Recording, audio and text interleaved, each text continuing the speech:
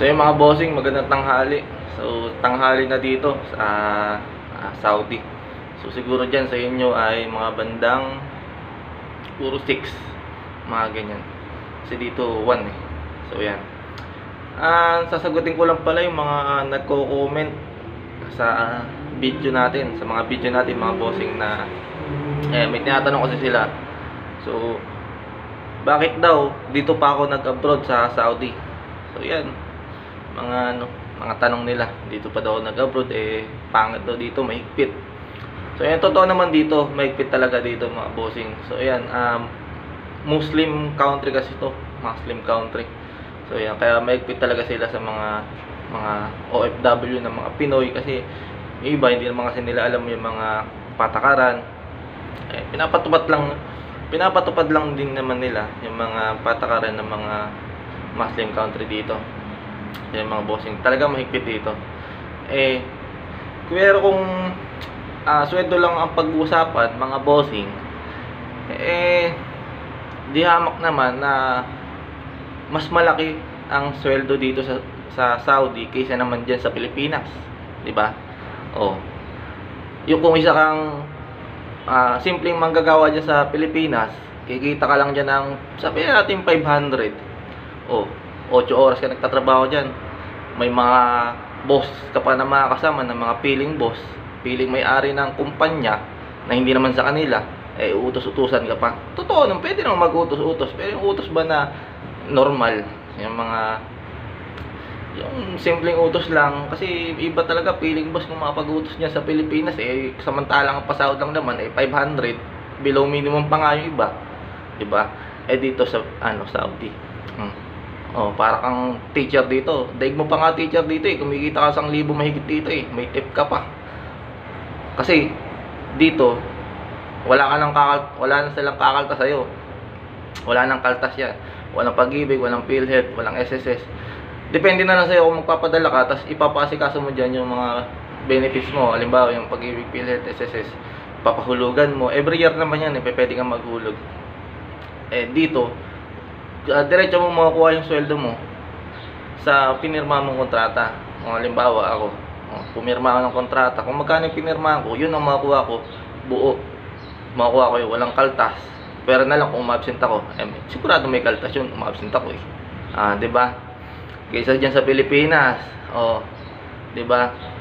Kung saka mo na ako husgahan, bossing, kapag kumikita ka na ng 1,000 mahigit dyan sa Pilipinas at ordinaryong manggagawa ka lang. Diba? Ang mahirap kasi manghusga, bossing diba? Ako kumikita ako dito 1,000 mahigit. Hindi naman sa pagmamayabang mga bossing totoo lang, buwan pa lang ako dito. Hindi pa talaga ako kumikita dito mga bossing. Ala pa ako 1 buwan dito. Hindi ko pa nakakuha yung sweldo ko. Pero pumirma ako sa kontrata, yun ang makukuha kong sweldo, di ba? 1,000 mahigit ang isang araw ko dito. Okay? 8 oras lang yung mga bossing. Yung may nagtatanong pa dun sa tungkol sa sa trabaho ko dito. Saka ako nasasabihin niyo sa inyo mga bossing, siguro sa next vlog natin. Sigurado na talaga sasabihin ko na yung natin, yung trabaho natin dito. Pero yung pinapasokan kong trabaho ngayon dito, hindi talaga ito yung apply ko dito Nagkataon lang talaga na merong hiring sila na ganitong trabaho. In-applyan ko na. Kaysa naman wala, matetenga ako sa accommodation. Pinatulan ko na. Pero hindi talaga ito ang apply ko dito. Barista ang apply ko dito mga bossing. Hindi ito yung trabaho na to na pinapasokan ko ang in-applyan ko. Sinubukan ko lang kasi no choice ayoko naman maghantay ng matagal dun sa accommodation para lang magi akong barista. Dito kahit paano kumikita ka na, tumatakbo yung araw mo, kumikita ka na dun, kasi pag nasa accommodation ka tumatakbo yung araw, wala kang kita dun, walang bayad yun mga bossing pag nasa accommodation ka. Depende na lang sa accommodation kasi namin sa Masco, tawagin nila dun sa Masco sa Riyadh. Pag naka-stay ka dun sa accommodation, walang bayad yun. Pero sa ibang agency kasi, kagaya dito sa Abdal, ayan, kapag nag-stay ka sa accommodation nila, bayad pa rin yun. yung mga in-stay na araw mo dun, babayaran nila yun. Sa amin kasi hindi. Kaya sayang yung mga dadaan na araw tapos hindi naman bayad, di ba mga bossing? Kaya pinatulan ko na. May mga kasamaan akong barista doon, hindi pa naman sila nade-deploy. So, tenga sila doon. O, hindi bayad yung araw nila. Kaya ako dito, kahit pa paano, nababayaran yung araw ko. Tapos mayroon pa akong tip, di ba? So, yun sinasabi ko, diskarte lang mga bossing, diskarte. Tsaka, huwag tayong mapili sa trabaho mga bossing. Huwag tayong mapili. Huwag nating pairalin yung pride natin na gusto ko to, gusto ko to. Gusto ko yung ganitong trabaho. Eh, walang mangyayari sa inyong mga bossing. Uuwi ka sa Pinas, resibo lang ang dala mo. So, joke lang mga bossing, joke lang ha. So, yan kasi, kailangan, hindi ka mapili sa trabaho dito. So, sa mga, ano nga pala, doon sa nagtanong na bakit daw dito pa ako pumuntang bansa, sasagutin ko lang ha. Bakit daw dito pa ako pumuntang bansa? Eh, no choice kasi ako eh. Nung nasa Pilipinas pa lang ako, wala akong perang pang ano, wala akong perang pang gastos-gastos, pang asikaso. Kung halimbawa gusto kong pumunta ng South Korea, hindi, ewan ko, North Korea ba yun, mahigpit.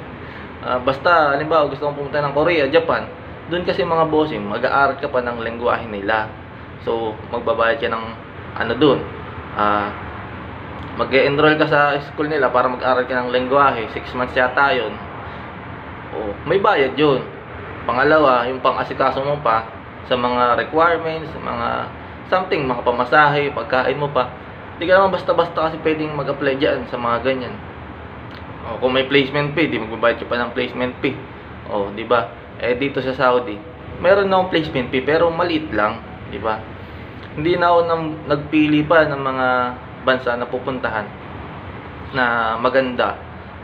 Eh, kung eto, may opportunity na dumating sa akin, eh syempre gagrab ko na to, di ba?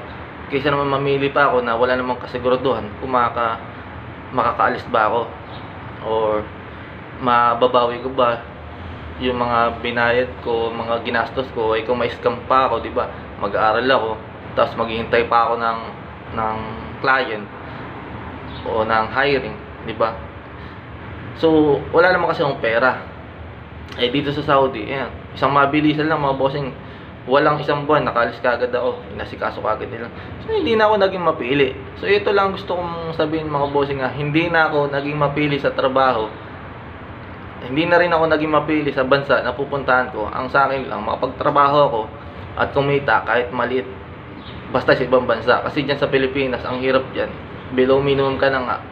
Eh kung kung sino-sinong boss pumakasama mo na feeling boss, di ba?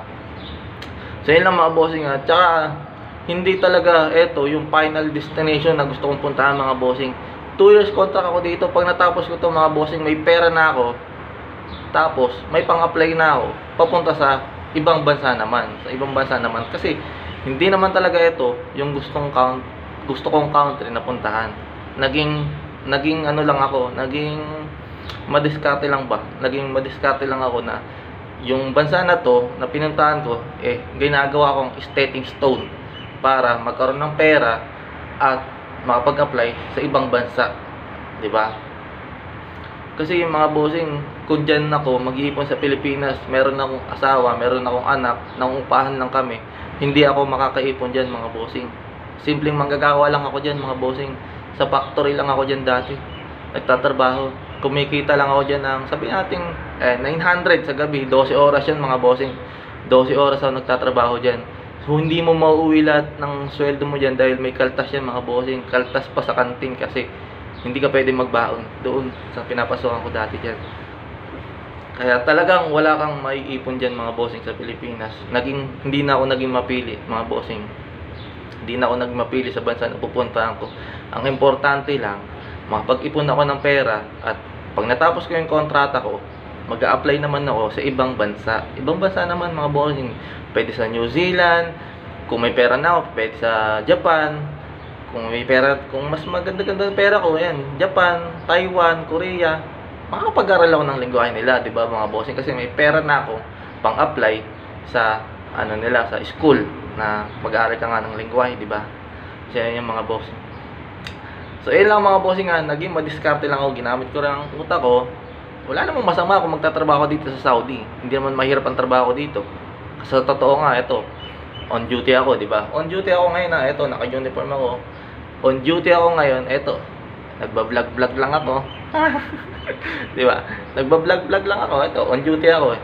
Naiinis lang ako ngayon, bossing, kasi ay ano tayo, nalapartani tayo ng customer. Pinapalitan ako ng customer, ewan ko kung bakit.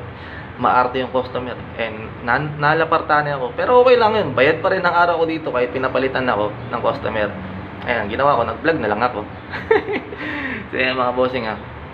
Dagdag ko lang rin pala mga bossing sa mga nag-comment ha, dito sa bigote ko.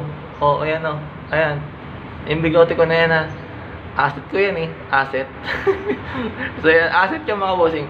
Ano yan eh, asset ko yan para hindi ako makorsunadahan ng mga Saudi, 'di ba? Kasi pag may bigote ka dito, mga bossing, pag meron kang bigote, hindi ka nila makokorsunadahan.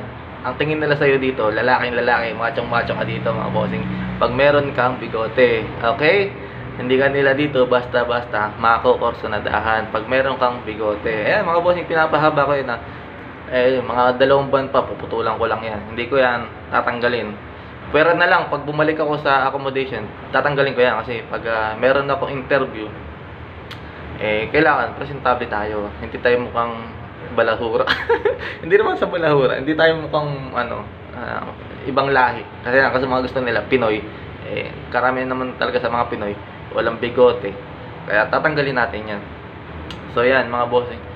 Babalik nga pala ako sa agency, mga bossing. Siguro pag nakuha ko lang yung 1 month salary ko dito, babalik ako sa agency kasi dito sa pinagtatrabuhan ko bibihira lang yung, namin, yung customer. Nakakatamad kasi pag wala kang ginagawa dito, ang bagal ng oras. Gusto ko kasi puro trabaho lang gusto ko. Ayoko ng pahiga-higa, ayoko ng patambay-tambay kagaya nito. Tambay-tambay lang ako. Ang bagal ng oras para sa akin, mga bossing, kapag ganito, walang ginagawa. Kaya gusto ko maghanap ng ibang trabaho. Pagpunta ko sa agency, magsasuggest ako doon sa coordinator namin na ilipat ako sa barista o kaya naman sa housekeeping ng hotel. Ayan, magagamit ko rin kasi yung mga yan. Barista, housekeeping, pwede kong magamit sa ibang bansa yan. Sa mga 5-star hotel. Ayan, magagamit ko yan, mga bossing, pag nag-apply ako sa ibang bansa. Kaya gusto ko rin ng ganong trabaho. Ayan, isa yan sa mga dahilan kung bakit ako babalik ng agency. No? Sana bossing, nasagot ko yung mga tanong nyo ha. Sana lang ha, nasagot ko kasi ang dami nagko-comment eh. So, ikaw bossing, kung gusto mo rin na pumunta dito sa Saudi, huwag mo nang subukan, masisira ang buhay mo. Huwag mo nang subukan, bossing, kung mapili ka sa trabaho, okay? Yan lang masasabi ko sa inyo, mga bossing. Kung gustong pumunta dito, huwag na. Kung mapili ka lang din sa trabaho, huwag na. Okay? Tsaka kung mahina loob mo, kung ma-homesick ka agad-agad, huwag ka nang tumuloy, ha? Kasi hindi sa'yo bagay ang Saudi. Siguro, if sa ibang bansa ka na lang, huwag lang sa Saudi, okay? Ayan, yan lang masasabi ko sa inyo, mga bossing. Medyo mahaba na yung video natin ngayon, kaya abangan nyo sa susunod na vlog natin yung mga sasabihin ko pa. Siguro yung next na vlog natin, yung trabaho ko dito. Pag-usapan natin yan sa susunod na vlog ko. Yun lang, mga bossing ha. Magandang tanghali sa inyo. Paalam. Alam mo ha.